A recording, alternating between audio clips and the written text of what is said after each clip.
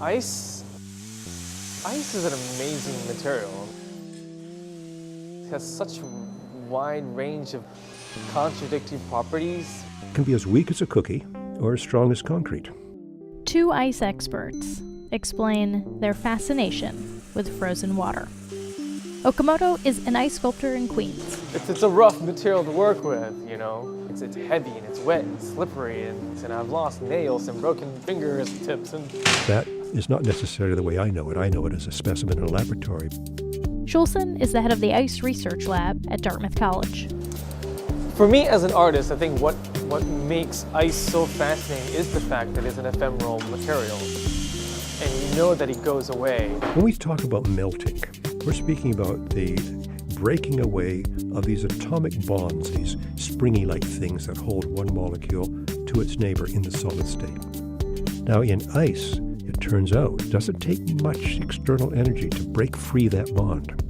Right now it's a great time to work. I mean, it's cold. In the summertime we have to work that much faster, so we kind of have to think about where we want to finish up. If we're doing figurative work, we want to finish with face because, you know, we do the detail work first, and then by the time we finish the body, the face will be melted away.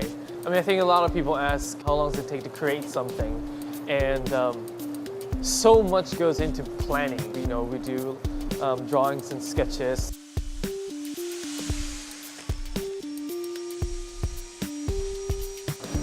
And then we just kind of hit it. At least 60–70% of work is done by chainsaw. Oh, ice is hard. The process is quite rude, you know, with these power tools. And the finished product is so much about this kind of fragility and, you know, elegance. And it's kind of funny to see some of these ice sculptors who kind of present themselves as this macho guys and then create hearts and swans, you know.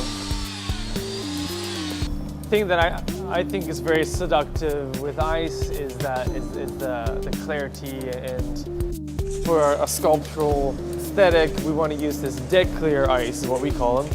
Cloudy ice is cloudy because it's air, entrapped air.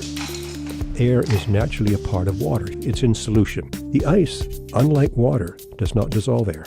And so that air has to go somewhere, and it goes in the form of bubbles. And the air bubbles actually scatter light. But you can make bubbleless ice. This is basically the ice machine that make our blocks. And it's a pretty simple mechanism. A pump circulates the water as it freezes unidirectional, bottom up. And so the air that was contained in the water cannot be contained in the ice that forms. And so there's a tendency to want to expel that gas at the interface between ice and water. And so that fresh water flushes away, if you wish, the gas. You know, it takes about 3 days during the winter, 4 days during the summer. You know, a bit of nursing to harvest blocks of ice. When we first take the blocks out from the freezer, we usually have to kind of acclimate the ice blocks.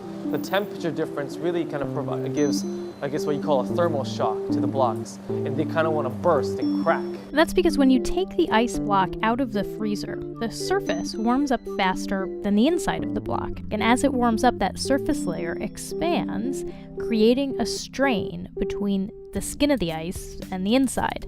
And eventually you build up enough stress that you break those atomic bonds, snap, a crack goes in. The same thing can cause cracks on a pond. Same thing. The ice underneath is warm where it's touching the water, but it can get much colder on the surface, causing the surface ice to shrink. But what fascinates me is that there's an awful lot of similarity in the pattern of fracture on the small scale to the pattern of fracture that forms, let's say, in the ice cover in the Arctic Ocean. Shintaro Okamoto is mostly concerned with fracture on the 300-pound block scale. But he says you start to get a feel for the material. You can kind of read it. Once we start seeing the corners start to sweat, we know that it's ready for cut without any thermal shock.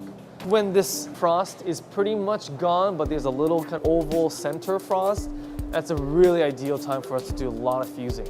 So there are these like windows of like literally like 10–15 minutes where we all just want to get to work.